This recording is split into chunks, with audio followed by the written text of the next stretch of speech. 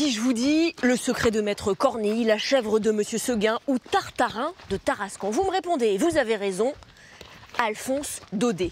Un écrivain intimement lié à la Provence. Il est né pourtant à Nîmes.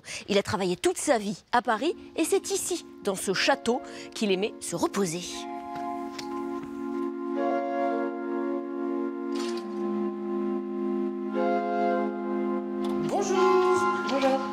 Merci beaucoup Géraldine Aniel de nous accueillir dans ce château de Montauban qui a donc, lui aussi, accueilli Alphonse Daudet. Qu'est-ce qu'il venait faire à Fontvieille, Alphonse Daudet?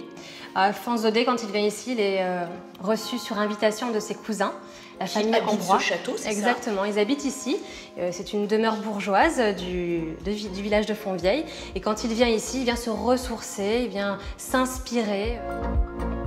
Pendant près de 30 ans, de 1863 à 1891, Alphonse Daudet vient passer de longs séjours dans cette demeure de la famille Ambrois, dont l'un des fils, Timoléon, devient son ami intime. Qu'est-ce qu'il disait, Alphonse Daudet, en arrivant ici? Il avait une phrase, évidemment, extrêmement poétique. Il parle de cette famille. « Braves gens, maison bénie, que de fois l'hiver je suis venu là, me reprendre à la nature, me guérir de Paris et de ses fièvres, aux saines émanations de nos petites collines provençales. » Donc c'est un lieu un peu rêvé, il vient lire dans cette bibliothèque, il nous le dit, il cligne un peu de l'œil, il s'endort sur ses livres dans cette belle bibliothèque fraîche, et puis ensuite il sort, il part, il profite du parc. Accolé au château, une demeure bourgeoise et un mas. Donc là c'est le château 19e. La partie château 19e. La plus ancienne, on a une partie bourgeoise, encore une belle demeure, par laquelle on entre.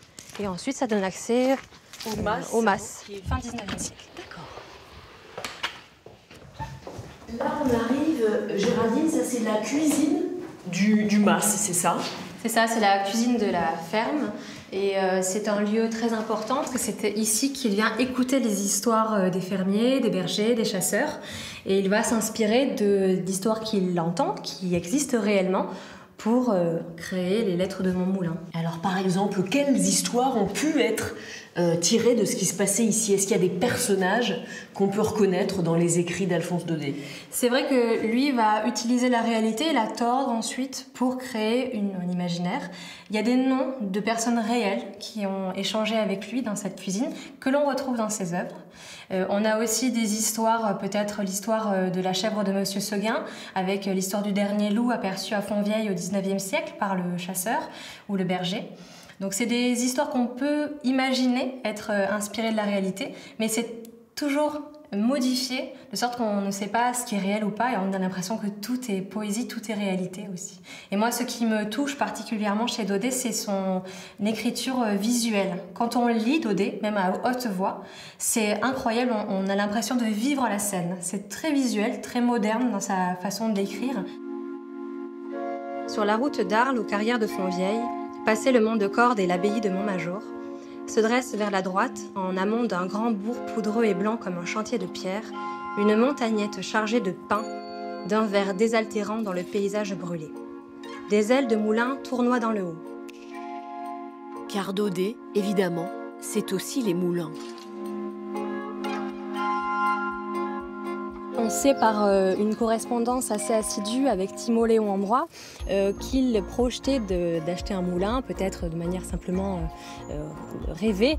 Il écrit l'honneur l'oblige à avoir un moulin et qu'il va demander son prix au père Tissot la prochaine fois qu'il viendra ici. Mais l'écrivain n'a jamais acquis aucun moulin. Et dans ses lettres, le moulin dont il parle n'existe pas. Les moulins réels de Fontvieille sont sa base de création, de réflexion. Il en a créé un imaginaire dans lequel il écrit censément ses impressions et ses souvenirs du Midi pour Paris. Alors ce moulin, Géraldine, il a fonctionné jusqu'au quand? Alors ce moulin, il a fonctionné jusqu'au début du XXe siècle, comme la plupart des moulins de Fontvieille. Ils sont de la fin du XVIIIe au début du XIXe siècle. Ils ont fonctionné une centaine d'années. Et ensuite, c'est la fin des moulins.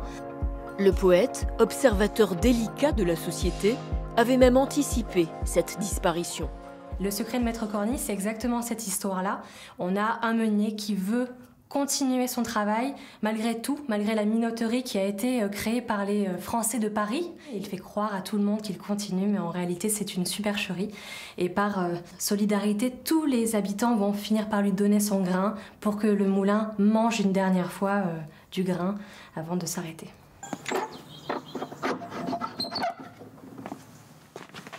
Les autres moulins, vous les connaissez vraiment par cœur, ces moulins, vous? Je les connais bien, il y en a encore 3, donc on a pas mal de choses à voir. Des moulins qui portent le nom de leur dernier meunier. Il y a le moulin Tissot, je crois. Je m'en souviens pas, honnêtement. Aucun. Je ne suis pas de la région, donc... Vous nous cuisinez, là, puis vous en savez plus que nous. Ribé, Sourdon, Ramé, Tissot. 4 moulins et un seul auteur, Daudet, que l'on enseigne aujourd'hui dès l'école primaire.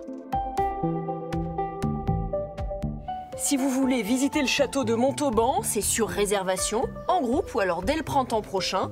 Quant au Sentier des Moulins, une application, Environ, et il faut choisir le parcours Fontvieille, au temps de Daudet.